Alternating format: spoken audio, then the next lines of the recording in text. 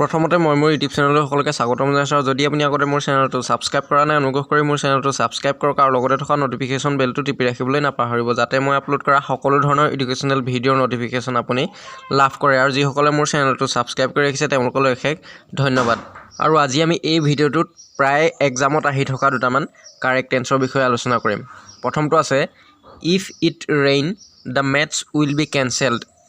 যদি বাক্যটোত ইট থাকে তেতিয়া এটা বাক্য প্ৰেজেণ্ট ইনডেফিনিটৰ হ'লে আনটো বাক্য ফিউচাৰ ইনডেফিনিটৰ হয়, বা এটা টেন্স ফিউচাৰ ইনডেফিনিটৰ হ'লে আনটো টেন্স প্ৰেজেণ্ট ইনডেফিনিটৰ হয়। গতিকে আমাক ব্ৰেকেটত যিটো ভাৰ্ব দিয়া আছে ৰেইন, ইট ৰেইন, এই বাক্যটো আমি কাৰেক্ট কৰিব লাগে। আৰু পিছৰ যিটো বাক্য the match will be cancel, এই বাক্যটো ফিউচাৰ ইনডেফিনিট টেন্সত আছে। গতিকে আমি প্ৰথম যিটো বাক্য সেই বাক্যটো প্ৰেজেণ্ট ইনডেফিনিট টেন্সত কাৰেক্ট কৰিব লাগিব।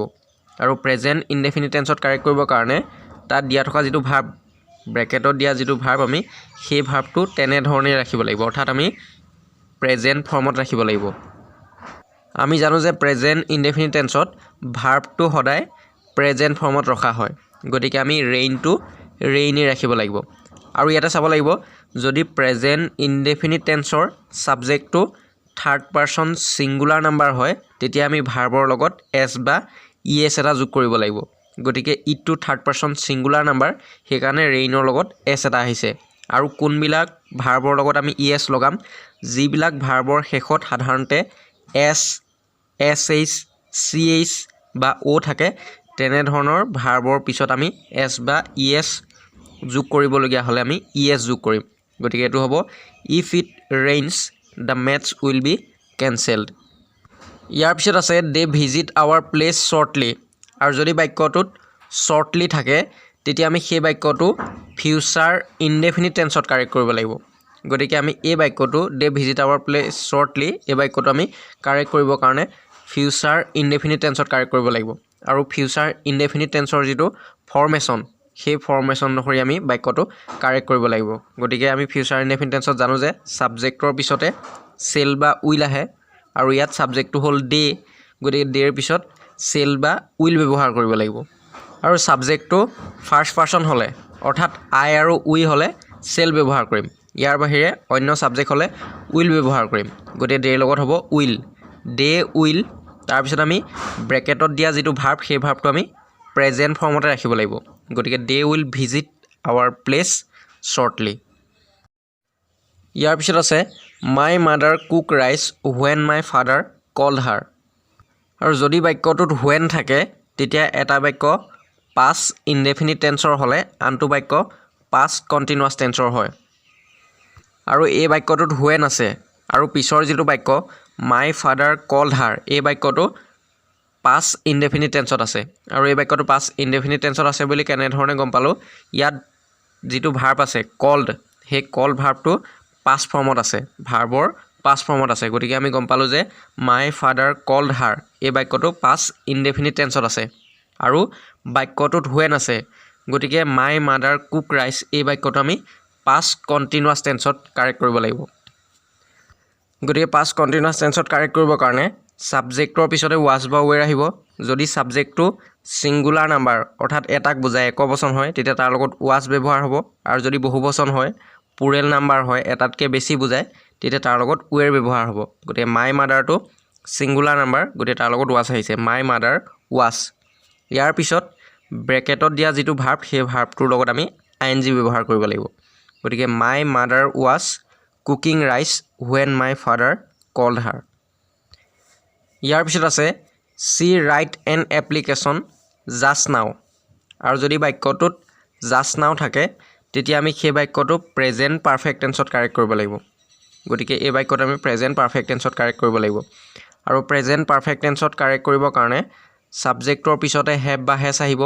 আৰু চিটো হ'ল third person singular number, third person singular number হ'লে তাৰ লগত হেজ ব্যৱহাৰ হ'ব। গতিকে চি হেজ। ইয়াৰ পিছত আমি ভাৰ্বৰ পাষ্ট পাৰ্টিচিপল ফৰ্মটো ব্যৱহাৰ কৰিব লাগিব। গতিকে ৰাইটৰ যিটো পাষ্ট পাৰ্টিচিপল ফৰ্ম, এইটো হ'ব ৰিটেন।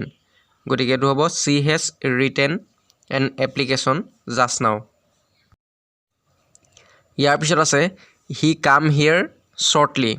আৰু যদি বাক্যটোত শ্বৰ্টলি থাকে তেতিয়া আমি সেই বাক্যটো ফিউচাৰ ইনডেফিনিট টেন্সত কাৰেক্ট কৰিব লাগিব। গতিকে এইটো হ'ব he will come here shortly. ইয়াৰ পিছত আছে হি কাম হিয়াৰ এভৰি মনডে। আৰু যদি বাক্যটোত এভৰি ডে বা every year, every Monday, every Sunday যদি থাকে তেতিয়া আমি সেই বাক্যটো প্ৰেজেণ্ট ইনডেফিনিট টেন্সত কাৰেক্ট কৰিব লাগিব। গতিকে এই বাক্যটো আমি প্ৰেজেণ্ট ইনডেফিনিট টেন্সত কাৰেক্ট কৰিব লাগিব। আৰু প্ৰেজেণ্ট ইনডেফিনিট টেন্সত কাৰেক্ট কৰিবৰ কাৰণে ভাৰ্বটো আমি প্ৰেজেণ্ট ফৰ্মতে ৰাখিব লাগিব। আৰু যদি প্ৰেজেণ্ট ইনডেফিনিট টেন্সৰ ছাবজেক্টটো থাৰ্ড পাৰ্চন ছিংগুলাৰ নাম্বাৰ হয় তেতিয়া আমি ভাৰ্বৰ লগত এছ বা ইএছ এটা যোগ কৰিব লাগিব। আৰু হিটো থাৰ্ড পাৰ্চন ছিংগুলাৰ নাম্বাৰ, সেইকাৰণে কামৰ লগত এছ এটা আহিছে। গতিকে he comes here every Monday. ইয়াৰ পিছত আছে we study in this school since 2012। আৰু যদি বাক্যটোত সময়ৰ আগত চিন্স থাকে তেতিয়া আমি সেই বাক্যটো প্ৰেজেণ্ট পাৰফেক্ট কণ্টিনিউৱাছ টেন্সত কাৰেক্ট কৰিব লাগিব। গতিকে এই বাক্যটোত চিন্স আছে, গতিকে আমি এই বাক্যটো প্ৰেজেণ্ট পাৰফেক্ট কণ্টিনিউৱাছ টেন্সত কাৰেক্ট কৰিব লাগিব। আৰু প্ৰেজেণ্ট পাৰফেক্ট কণ্টিনিউৱাছ টেন্সত কাৰেক্ট কৰিবৰ কাৰণে প্ৰেজেণ্ট পাৰফেক্ট কণ্টিনিউৱাছ টেন্সৰ যিটো ফৰ্মেশ্যন সেই ফৰ্মেশ্যন অনুসৰি আমি বাক্যটো কাৰেক্ট কৰিব লাগিব। গতিকে ছাবজেক্টৰ পিছতে হেভ বা হেজ আহিব। আৰু আমি জানো যে ফাৰ্ষ্ট পাৰ্চনৰ লগত হেভ ব্যৱহাৰ কৰা হয়। গতিকে হ'ব উই হেভ, আৰু হেভ বা হেজ ব্যৱহাৰ কৰাৰ পিছত ইয়াৰ পিছত বিন আহিব। গতিকে উই হেভ বিন। ইয়াৰ পিছত আমি ব্ৰেকেটত দিয়া যিটো ভাৰ্ব সেই ভাৰ্বটোৰ লগত ING ব্যৱহাৰ কৰিব লাগিব। গতিকে we have been studying in this school since 2012। ইয়াৰ পিছত আছে হি এৰাইভ হিয়াৰ জাষ্ট নাও। আৰু যদি বাক্যটোত জাষ্ট নাও থাকে তেতিয়া আমি সেই বাক্যটো প্ৰেজেণ্ট পাৰফেক্ট টেন্সত কাৰেক্ট কৰিব লাগিব। গতিকে এনেধৰণৰ এটা আমি আগত কৰি আহিছিলোঁ। গতিকে এইটো হ'ব he has arrived here just now. ইয়াৰ পিছত আছে he behaves as if he know' everything. আৰু যদি বাক্যটোত এজ ইফ থাকে তেতিয়া আমি সেই বাক্যটো পাষ্ট ইনডেফিনিট টেন্সত কাৰেক্ট কৰিব লাগিব। গতিকে আমি এই বাক্যটো পাষ্ট ইনডেফিনিট টেন্সত কাৰেক্ট কৰিব লাগিব। আৰু পাষ্ট ইনডেফিনিট টেন্সত কাৰেক্ট কৰিবৰ কাৰণে ব্ৰেকেটত দিয়া যিটো ভাৰ্ব সেই ভাৰ্বটো আমি ভাৰ্বৰ 2 নম্বৰ ফৰ্মলৈ, অৰ্থাৎ ভাৰ্বৰ পাষ্ট ফৰ্মলৈ লৈ যাব লাগিব।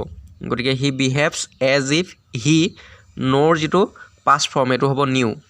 হি behaves as if he knew everything. ইয়াৰ পিছত আছে I wish I can help you. আৰু যদি বাক্যটোত উইচ থাকে তেতিয়াও আমি সেই বাক্যটো পাষ্ট ইনডেফিনিট টেন্সত কাৰেক্ট কৰিব লাগিব।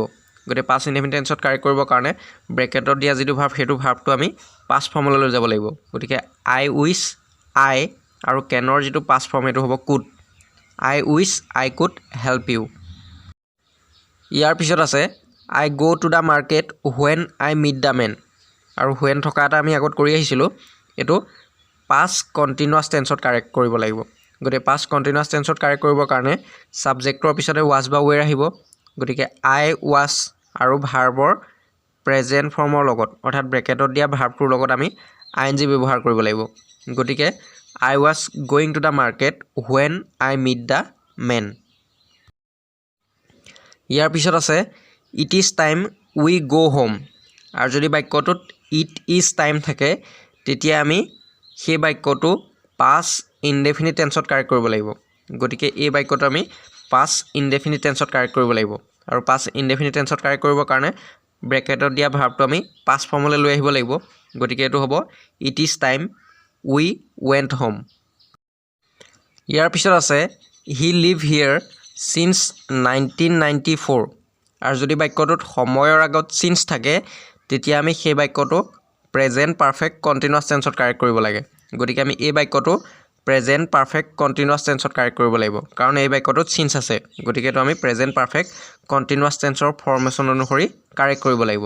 গতিকে ছাবজেক্টৰ পিছতে হেভ বা হেজ আহিব, আৰু হিটো হ'ল থাৰ্ড পাৰ্চন ছিংগুলাৰ নাম্বাৰ, গতিকে তাৰ লগত হেজ আহিব। থাৰ্ড পাৰ্চন ছিংগুলাৰ নাম্বাৰ হ'লে তাৰ লগত আমি হেজ ব্যৱহাৰ কৰিব লাগিব। গতিকে হি হেজ, আৰু হেভ বা হেজ ব্যৱহাৰ কৰাৰ পিছত আমি ইয়াৰ পিছত বিন ব্যৱহাৰ কৰিব লাগিব। গতিকে হি হেজ বিন। ইয়াৰ পিছত আমি